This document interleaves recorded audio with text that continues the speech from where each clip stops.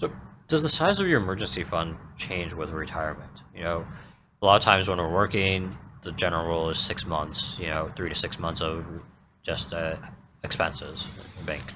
Yeah, it's a complex question because the answer should be probably yes. Hey, all of a sudden I'm going to get to a point in my life. Maybe when I first retire, I could go back to work for a while. If I had to. But at some point, you might get to a point where you can't, health wise, or when you're 85 or whatever it Hmm. is. And so, in that environment of uncertainty, having more cash helps in the sense of if the stock and bond market is falling apart, I've got this cash to live off of, and so it enhances your level of safety within that Hmm. retirement. Yeah. However, there's a whole bunch of caveats to it. I mean, depends on what you have. Okay, so sometimes they say, hey, have 12 months worth of money on hand. Okay, great. But what if that's everything I have? Because I don't have a real flush retirement. I can't put 12 months of money in the bank and expect to live into my 80s off of that because I'm Yeah. not going to get the rate of return. So it's, it, I'd say all of the rule of thumbs in the cash category haven't worked out in my experience working with people. But what does work out is like, what is it that you need? Hmm. What do you need? And how does the plan like that? So, I need $100,000 in cash, and that's what makes me feel comfortable. And I have $1 million in total. Hey, let's put it in the plan. See what happens. So, what happens with the other 900,000 is invested in whatever mixture of stocks and bonds, and does that work or not work? Can you do more cash? Because we can model, anything. Hmm. We can put Yeah. it down to 50 and see what happens. Put it up to 150.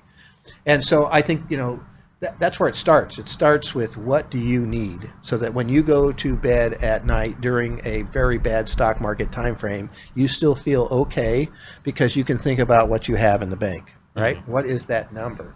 Uh, and again, if you only have 100,000 and you need 100,000 in the bank, the plan's not going to probably work, Hmm. in that regards. And so there's a different anxiety. So now you're having to balance anxieties. Okay, I'm going to run out of money at some point in my life because I don't have it, enough and to put it all in cash.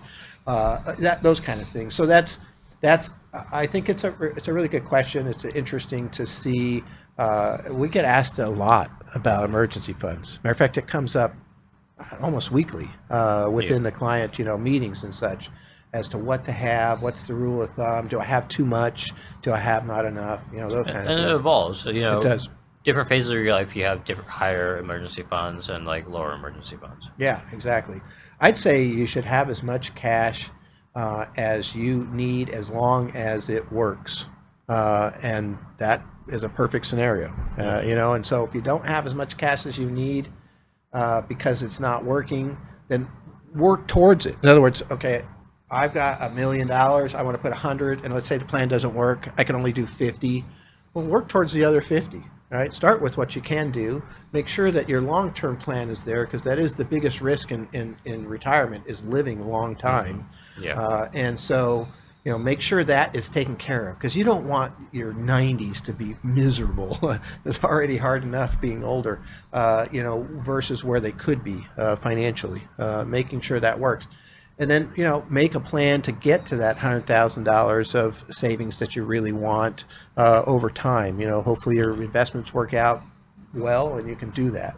So it's definitely you know there's some numbers and math you can do behind the scenes to figure out what you can do, but it's a good question.